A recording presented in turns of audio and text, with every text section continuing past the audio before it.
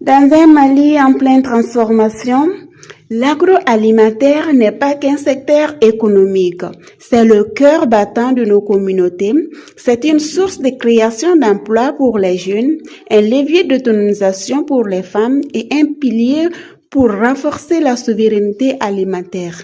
Amin Ndiaye, promotrice de la Galerie Djabé, nous évoque dans cette interview sa vision éclairée. Un Mali où chaque acteur de la terre est valorisé, où l'agroalimentaire devient un moteur de prospérité.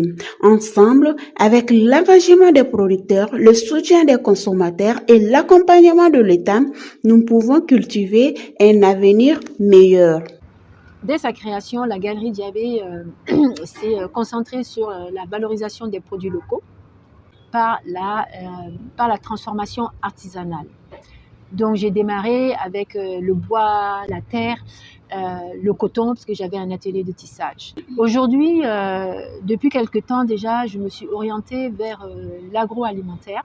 Agro pour agriculture et alimentaire pour tout ce qui concerne l'alimentation. Donc ce sont tous les produits alimentaires qui sont destinés à l'alimentation. Donc c'est une industrie qui est primordiale, capitale. D'abord, c'est un secteur d'activité qui n'est pas limité dans le temps, car jusqu'à preuve du contraire, il faut manger pour vivre. Deuxièmement, c'est une activité, une industrie en fait qui couvre pratiquement tous les secteurs. Le secteur agroalimentaire est très important, d'abord comme source d'emploi, pour les jeunes et les moins jeunes, mais également pour la création de valeur et le développement du pays. Alors au niveau de la création de valeur, je vais essayer de vous faire une petite démonstration. Je vais prendre le cas de l'arachide et je vais voir avec vous où est-ce qu'on peut créer de la valeur, voilà, pour mieux appréhender en fait cette notion de création de valeur. Donc nous allons travailler sur une base, disons 10-5. Donc vous avez votre récolte d'arachide, vous la vendez 10. Vous pouvez la vendre à l'exportation, brute. Ensuite, vous pouvez la vendre en interne. Les transformateurs peuvent l'acheter. D'accord? Donc, quand ils achètent l'arachide, il faut décortiquer. Donc là, il y a une intervention. Ça a un coût, n'est-ce pas? Donc, disons, ça va coûter 5. Donc là, à ce niveau-là, par exemple, vous êtes déjà à 15. Votre récolte, en fait, elle est valorisée, décortiquée, elle est valorisée à 15. D'accord? Sur ces 15, vous avez 10 et la personne qui a décortiqué a 5. Sur ces 15, normalement, il y a une partie qui va aux impôts et en taxes. Donc, on continue. Une fois qu'on l'a réduit en poudre, on va la transformer en pâte d'arachide. On est d'accord? Maintenant, la pâte d'arachide, donc soit vous l'achetez, vous la préparez, vous la consommez chez vous, soit elle est achetée et elle est préparée et consommée dans le restaurant. Et dans le restaurant, en fait, à ce niveau-là, ça va être une création de valeur. Donc, à chaque étape, vous avez créé quelque chose. À chaque étape décortiquage, vous avez créé 5. Étape réduction en poudre, vous avez créé 5. Étape pâte d'arachide, vous avez créé 10. Ensuite, vous avez toute la partie qui va concerner l'emballage, l'étiquetage, la distribution. Vous avez toute cette partie-là qui va créer, disons, en tout 15. Ensuite, vous avez la partie, donc vous achetez au supermarché, donc à cette dernière étape, et vous transformez chez vous. Voilà, donc vous avez 10, ça fait 15, 20, donc 30. Plus les 15 au supermarché, donc 45. Donc vous avez la pâte d'arachide qui a été produite, que le paysan a vendu à 10, va se retrouver à 45 dans le supermarché.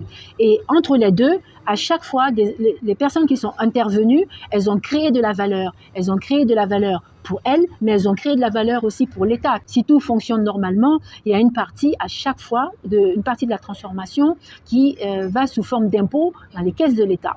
Là, on est sur un schéma théorique. Ensuite, quand vous transformez, au niveau de la restauration, vous pouvez avoir une valeur, disons, de 20. Vous allez, et à chaque étape, vous embauchez avec des gens plus ou moins formés, plus ou moins spécialisés. D'accord? Donc, vous créez des emplois à chaque étape, vous créez de la valeur à chaque étape, et à chaque fois, il y a une partie qui va aux impôts. Parce que normalement, quand vous embauchez des gens, ces personnes aussi doivent payer des impôts sur leur salaire, plus ou moins. en fonction du montant du salaire. Ok. Donc, et en fait, et c'est toute cette valeur qui est créée. Et c'est avec cet argent-là que l'État va pouvoir investir dans les hôpitaux, dans la protection sociale, dans la santé, dans les infrastructures et surtout dans l'éducation. D'accord? Et ça, c'est qui est créé en interne. Autrement, si l'État n'a pas l'argent, l'État va aller emprunter. Et emprunter, c'est avec des intérêts, donc ça va coûter cher au pays. Vous voyez que créer de la valeur en interne, c'est ce qui va permettre l'enrichissement du pays. À la fois les entrepreneurs, mais également l'État. Parce que le rôle de l'État, en fait, c'est de mettre en place un système pour que les entrepreneurs puissent faire leur travail dans les meilleures conditions. D'accord? Donc, plus l'environnement des affaires est bon, plus les entrepreneurs travaillent, plus ça génère des sous, plus ça génère d'impôts. C'est théorique. Ça, c'est si jamais ça fonctionne comme ça. Mais déjà, vous arrivez à comprendre que entre le moment où, si le paysan a vendu sa récolte directement à l'exportation, 10, l'État va toucher éventuellement que sur 10 points. Mais il n'y a pas d'emploi derrière, il n'y a pas de création de valeur derrière. C'est pour ça que la vente des produits bruts à l'exportation ne peut enrichir aucun pays, aucun au monde, quel que soit le produit.